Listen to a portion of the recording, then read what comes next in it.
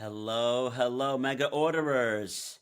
On this week's episode, we go back to an amazing interview with one of my intellectual idols, Robert Kaplan.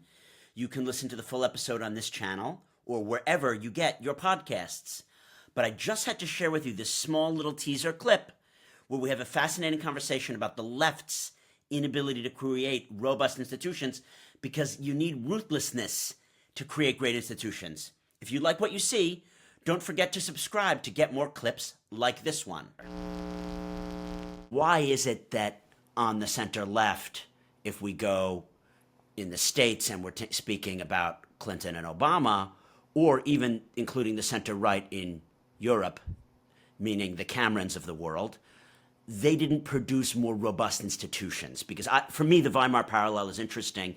Not those things that we all know, but that our institutions have been so weak. Brexit simply destroyed them. Do you know what I mean? Yeah, When Dominic yeah. Cummings said, I'm just going to break the FCDO, he's broken it and it's still broken. So from my perch here in London, looking at this stuff, I don't see USAID or the FAA coming back. I see they're going to be broken, and it's going to be like in Britain 10 years later, they're still not going to be able to make policy. Why were these things found so hollowed out? I think it had to do with the end of the Cold War. The Cold War enforced a certain amount of discipline on policymakers and institutions. As one thing I point, one of the themes of the book is that our Cold War presidents in the United States were of a much higher caliber overall than our post-Cold War presidents, with individual variations, you might say. And so it was a decline, it was a leadership decline, it was an institutional decline, and institutions lost their way. However, let me say, as someone who wrote a biography of someone who worked his whole life for USAID, that there was nothing wrong with AID that a tough, moderate, center-right Republican businessman type could not have fixed. He would have gone down the list of projects with a red pencil and axed out about 10 of them. There's too crazy or marginal. And this is what presidents did. Ronald Reagan had a great AID director from the business community, M. Peter McPherson. So did George W. Bush and Andrew Natsios and others. The normal thing is for a Republican president to say, I don't like the direction AID is going. I need someone from the business community to really fix it. That's the normal way to do it. I think you point out the advantage of the pendulum of power, which is that if it's swinging at a small amplitude, you benefit from the corrections when it swings in the opposite direction.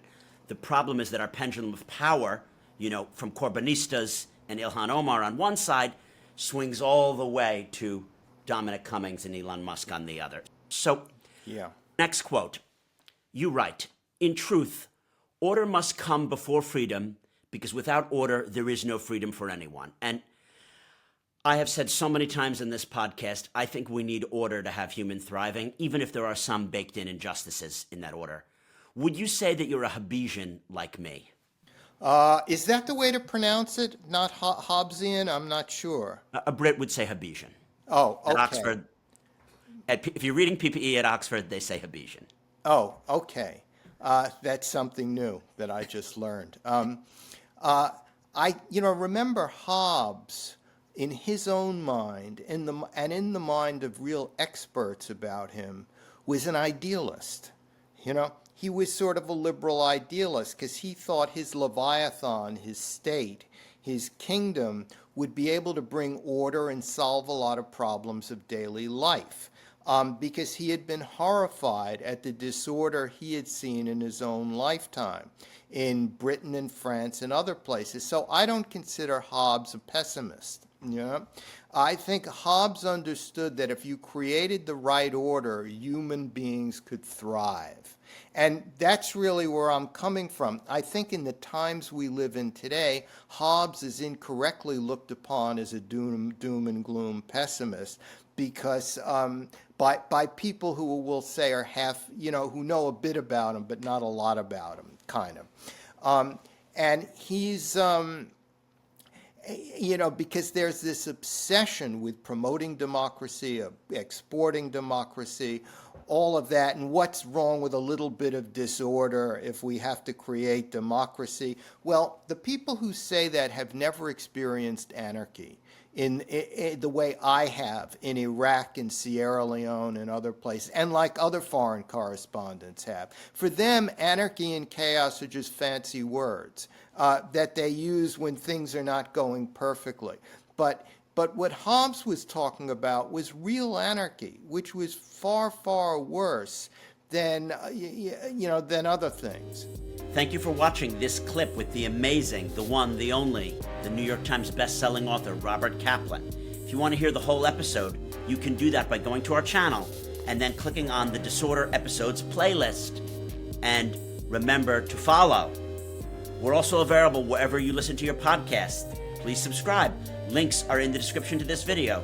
Thank you for watching, my dear mega orderers.